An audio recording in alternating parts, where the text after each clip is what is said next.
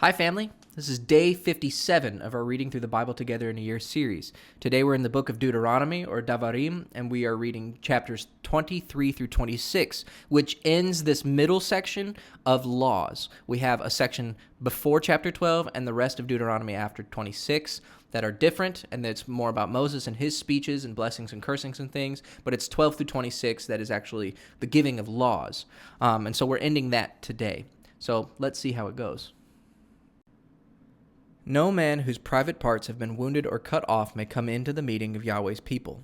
One whose father and mother are not married may not come into the meeting of Yahweh's people, or any of his family to the 10th generation.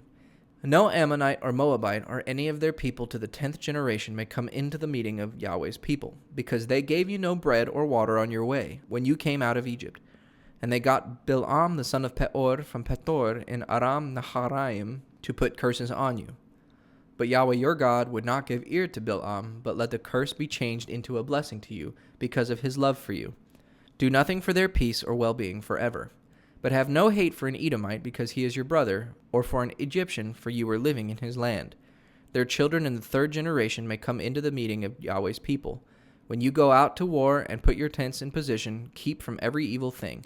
If any man among you becomes unclean through anything which has taken place in the night, he is to go out from the tent circle and keep outside it. But when evening comes near, let him take a bath, and after sundown he may come back to the tents. Let there be a place outside the tent circle to which you may go. And have among your arms a spade, and when you have been to that place, let that which comes from you be covered up with earth. For Yahweh your God is walking among your tents, to keep you safe, and to give up into your hands those who are fighting against you. Then let your tents be holy, so that he may see no unclean thing among you, and be turned away from you. Do not give back to his master a servant who has gone in flight from his master and come to you. Let him go on living among you in whatever place is most pleasing to him. Do not be hard on him. No daughter of Israel is to let herself be used as a loose woman for a strange god, and no son of Israel is to give himself to a man. Do not take into the house of Yahweh your God as an offering for an oath the price of a loose woman or the money given to one used for sex in the worship of the gods. For these 2 things are disgusting to Yahweh your God. Do not take interest from an Israelite on anything, money or food or any other goods, which you let him have. From men of other nations you may take interest, but not from an Israelite, so that the blessing of Yahweh your God may be on everything to which you put your hand, in the land which you are about to take as your heritage. When you take an oath to Yahweh, do not be slow to give effect to it, for without doubt Yahweh your God will make you responsible, and will put it to your account as sin. But if you take no oath, there will be no sin. Whatever your lips have said, see that you do it. For you gave your word freely to Yahweh your God. When you go into your neighbor's vine garden, you may take of his grapes at your pleasure, but you may not take them away in your vessel. When you go into your neighbor's field, you may take the heads of grain with your hand, but you may not put your blade to his grain. If a man takes a wife, and after they are married she is unpleasing to him because of some bad quality in her, let him give her a statement in writing and send her away from his house. And when she has gone away from him, she may become another man's wife. And if the second husband has no love for her, and, giving her a statement in writing, sends her away, or if death comes to the second husband to whom she was married, her first husband, who had sent her away, may not take her back after she has been wife to another, for that is disgusting to Yahweh. And you are not to be a cause of sin in the land which Yahweh your God is giving you for your heritage. A newly married man will not have to go out with the army or undertake any business, but may be free for 1 year, living in his house for the comfort of his wife. No one is to take, on account of a debt, the stones with which the grain is crushed, for in doing so he takes a man's living. If a man takes by force one of his countrymen, the children of Israel, using him as his property or getting a price for him, that thief is to be put to death. So you are to put away evil from among you. In connection with leper's disease, take care to keep and do every detail of the teaching of the priests, the Levites, as I gave them orders, so you are to do. Keep in mind what Yahweh your God did to Miriam on the way when you came out of Egypt.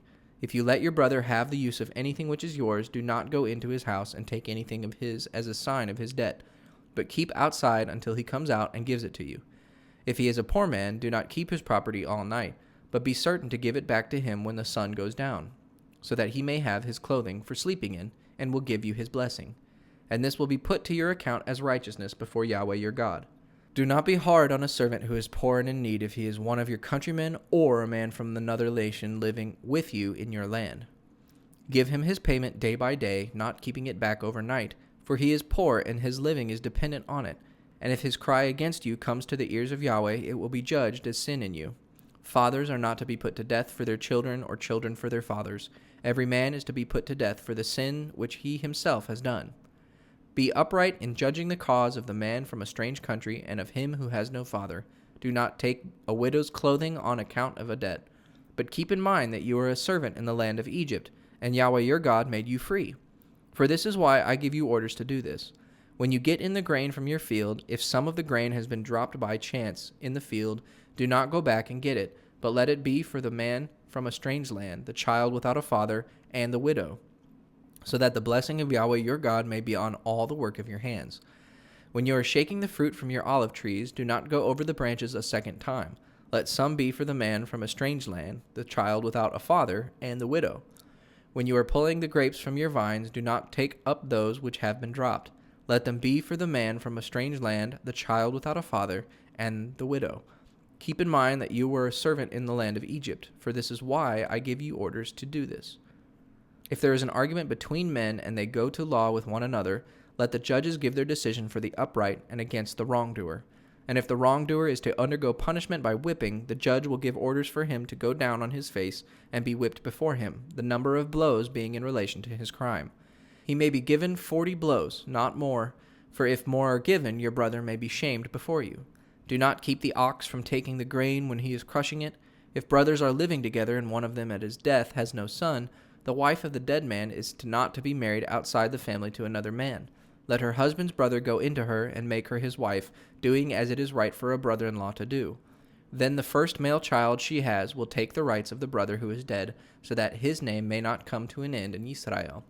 But if the man says he will not take his brother's wife, then let the wife go to the responsible men of the town and say, My husband's brother will not keep his brother's name living in Israel. He will not do what it is right for husband's brother to do. Then the responsible men of the town will send for the man and speak with him. And if he still says, I will not take her, then his brother's wife is to come to him before the responsible men of the town, and take his shoe off his foot, and put shame on him, and say, So let it be done to the man who will not take care of his brother's name. And his family will be named in Israel the house of him whose shoe has been taken off. If two men are fighting, and the wife of one of them, coming to the help of her husband, takes the other by the private parts, her hand is to be cut off. Have no pity on her. Do not have in your bag different weights, a great and a small, or in your house different measures, a great and a small. But have a true weight and a true measure, so that your life may be long in the land which Yahweh your God is giving you. For all who do such things, and all whose ways are not upright, are disgusting to Yahweh your God. Keep in mind what Amalek did to you on your way from Egypt, how, meeting you on the way, he made an attack on you when you were tired and without strength, cutting off all the feeble ones at the end of your line, and the fear of God was not in him. So when Yahweh your God has given you rest from all who are against you on every side in the land which Yahweh your God is giving you for your heritage, see to it that the memory of Amalek is cut off from the earth. Keep this in mind. Now when you have come into the land which Yahweh is giving you for your heritage, and you have made it yours and are living in it, you are to take a part of the first fruits of the earth, which you get from the land which Yahweh your God is giving to you, and put it in a basket, and go to the place marked out by Yahweh your God as the resting place of his name. And you are to come to him who is a priest at the time, and say to him, I give witness today before Yahweh your God that I have come into the land which Yahweh made an oath to our fathers to give us. Then the priest will take the basket from your hand and put it down in front of the altar of Yahweh your God. And these are the words which you will say before Yahweh your God. My father was a wandering Aramean, and he went down with a small number of people into Egypt. There he became a great and strong nation. And the Egyptians were cruel to us, crushing us under a hard yoke. And our cry went up to Yahweh, the God of our fathers, and Yahweh's ear was open to the voice of our cry. And his eyes took note of our grief and the crushing weight of our work. And Yahweh took us out of Egypt with a strong hand and a stretched out arm, with works of power and signs and wonders. And he has been our guide to this place, and has given us this land, a land flowing with milk and honey. So now I have come here with the first of the fruits of the earth which you, O Lord, have given me. Then you will put it down before Yahweh your God and give him worship. And you will have a joy in every good thing which Yahweh your God has given to you and to your family. And the Levite and the man from a strange land who is with you will take part in your joy. when you have taken out a tenth from the tenth of all your produce in the 3rd year, which is the year when this has to be done, give it to the Levite and the man from a strange land, and the child without a father, and the widow, so that they may have food in your towns and be full. And say before Yahweh your God, I have taken all the holy things out of my house, and have given them to a Levite, and the man from a strange land, and him who has no father, and the widow, as you have given me orders. I have kept in mind all your orders, in nothing have I gone against them. No part of these things has been used for food in a time of weeping, or put away when I was unclean, or given for the dead. I have given ear to the voice of Yahweh my God, and have done all you have given me orders to do. So looking down from your holy place in heaven, send your blessing on your people Israel, and on the land which you have given us, as you said in your oath to our fathers, a land flowing with milk and honey. Today Yahweh your God gives you orders to keep all these laws and decisions. So then keep and do them with all your heart and with all your soul. Today you have given witness that Yahweh is your God, and that you will go in his ways and keep his laws and his orders and his decisions and give ear to his voice. And Yahweh has made it clear this day that you are a special people to him, as he gave you his word, and that you are to keep all his orders, and that he will make you high over all the nations he has made, in praise, in name, and in honor, and that you are to be a holy people to Yahweh your God, as he has said. So 2 things I would like to point out to you as we finish this section of laws in Deuteronomy today. One thing that is funny, but also interesting and points to what I've been saying before. In chapter 23, there's a section that talks about Israelites are supposed to have a place outside the camp where they go and they poop. And they're supposed to take a shovel with them so that they can cover up said poop, and the reason being is that Yahweh walks around the outside of the camp, and he will not come into contact with anything unholy or unclean. Okay, I've been saying this whole time that the whole clean and unclean thing has nothing to do, well, for the most part, specifically clean and unclean doesn't have anything to do with morally good or morally evil. Now, there are things that are morally good and morally evil that can cause, let me say that again. There are things that are morally evil that cause things to be unclean. But the fact is that everybody poops. I don't know if you've read the children's story, but everybody poops. And so he's go outside of the tent, do your business, cover it up, because God can't come near something that's unclean. I just think that's just funny, and it's also interesting, and it does shed some light on the idea that the clean and unclean thing doesn't always have to do with good and evil.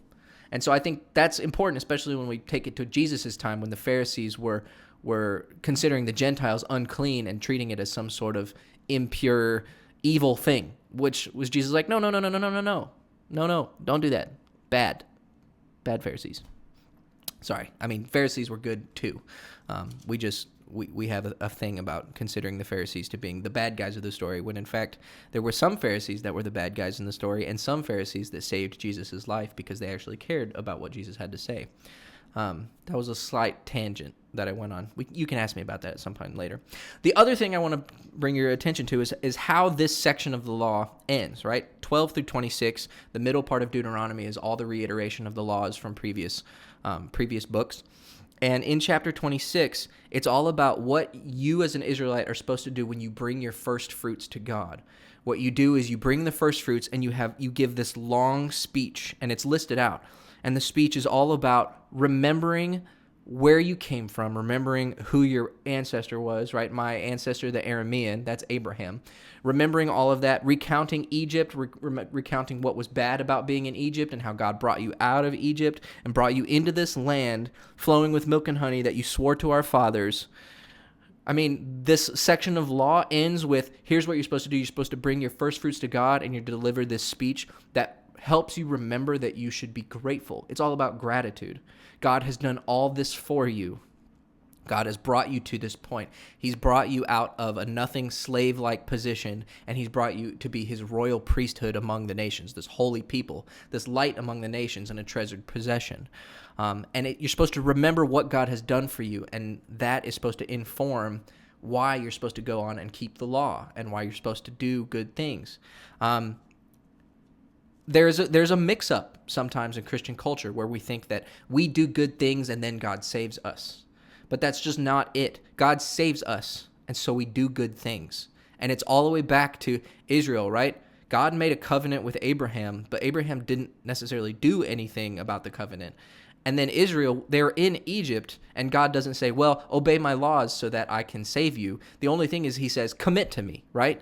Commit to me, the Passover lamb, the blood on the doorpost. You commit to me, I will save you, and I will do all this for you. And then once he saves them, brings them out, and does all that for them, and then he says, I'll be your God if you be my people. And they say, we'll do it. And then he says, okay, here's what you have to do to keep the covenant. So it's the same thing in the modern culture, in the modern Christian setting, right? It's not that we do good things so that God will save us. So God has saved us. And out of gratitude, we do good things. And if we don't do the good things, are we even thankful? Are we even thankful to the God who has saved us?